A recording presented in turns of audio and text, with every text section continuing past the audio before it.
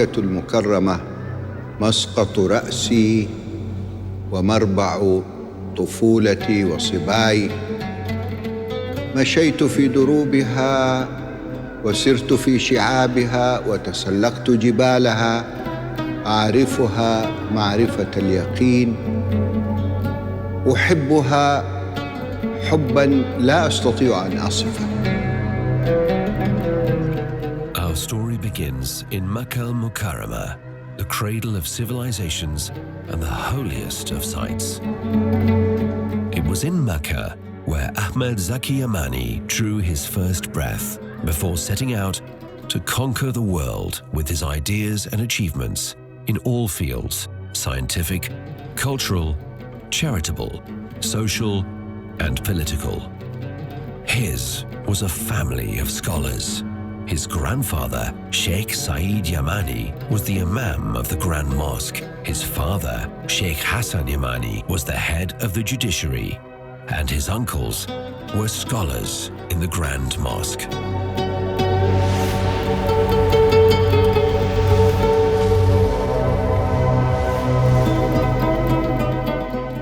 During his childhood, Ahmed Zaki spent his nights listening to stories, discussing books and manuscripts in danger of being lost.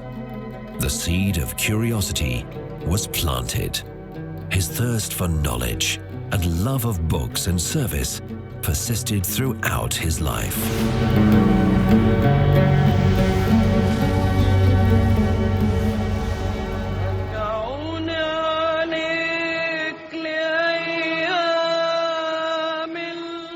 At the age of 17, he was sent to Cairo, the cultural capital of the Middle East.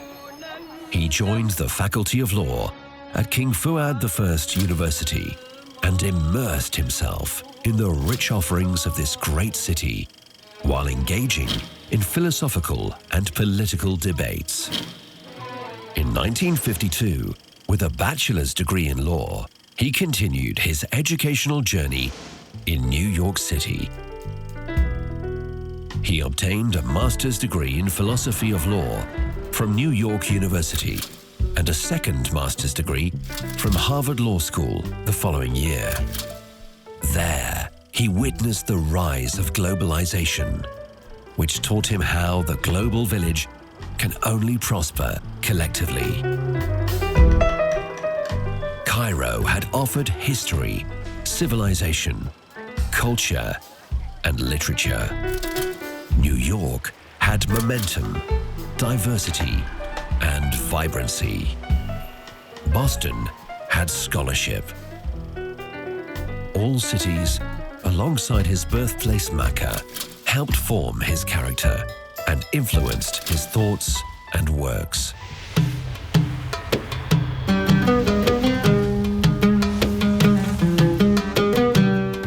Sheikh Ahmed Zaki Yamani's public service began in 1957 in the Ministry of Finance. The year before, he had established the country's first law firm in Jeddah, bearing his name, and soon expanded its activity to Riyadh and Bahrain. At the beginning of his career, His Excellency wrote articles on various legal issues, which were published in Saudi newspapers. His writings drew the attention, interest, and admiration of many, including Crown Prince Faisal. In 1960, Sheikh Ahmed Zaki Yamani assumed the position of Minister of State and became a member of the Council of Ministers. In 1962, he drafted the law abolishing slavery in Saudi Arabia, then followed his appointment as Minister of Petroleum and Mineral Resources between 1962 and 1986. One of the Sheikh's first achievements was to help build a distinguished university which would nurture local talent and provide the oil industry with the necessary expertise. In 1963, the College of Petroleum and Minerals was established by royal decree. The Sheikh is considered the architect of many modern laws in the kingdom and was also instrumental in the decision to nationalize Aramco, the largest oil producer in the world. We were economically very powerful during the periods of the so-called energy crisis. But later on, I think our power will be a little bit different, much stronger and deeper than what it was during this period. His Excellency represented Saudi Arabia in international forums with eloquence and his inimitable style of diplomacy. He realized the depth and richness of his country's cultural offerings and seized every opportunity to present them to the world. He became known for using culture and heritage to bring people together. During his 3 decades of service, Sheikh Ahmed Zaki Yamani made an incalculable contribution to the kingdom's aims and international standing in the world.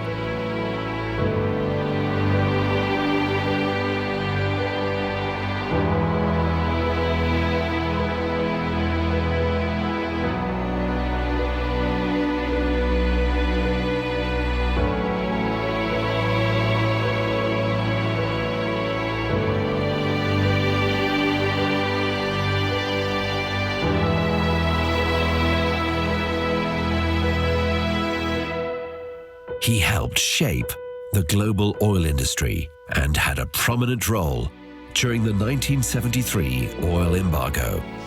His efforts came at a personal cost, surviving a kidnapping and 2 assassination attempts.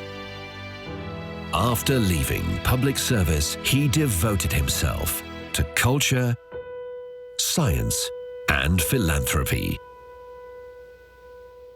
His Excellency established the Center for Global Energy Studies, a non-profit organization which has been very influential with decision makers.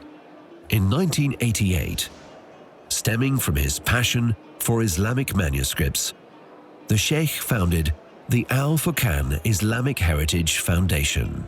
Its main objective has been to document the Islamic manuscript heritage and preserve it from loss and damage.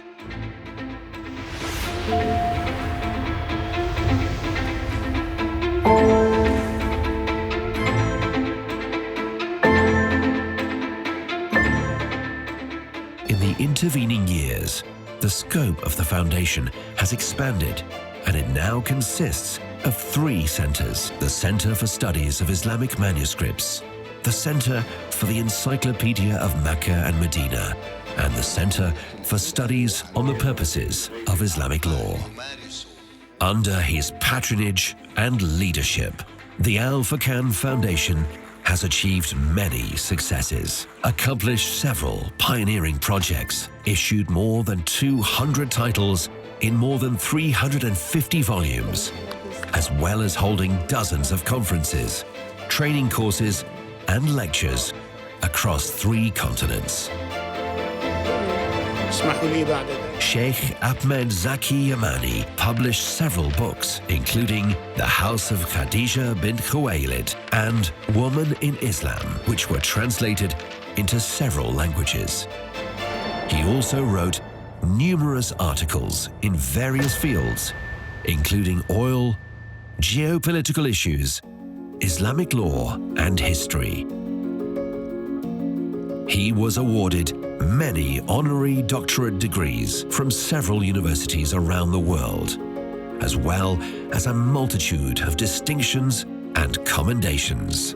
In turn, the Yamani Cultural and Charitable Foundation offered grants to hundreds of students from various backgrounds and disciplines.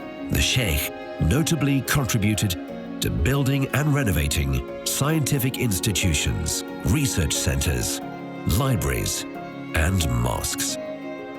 Above all, Sheikh Ahmed Zaki Yamani was a defender of just causes, a person of high morals, and selfless charitable giving as represented by the Al-Furqan Homes for Orphans in Pakistan and the Nursing Home for the Disabled in Geneva, Switzerland.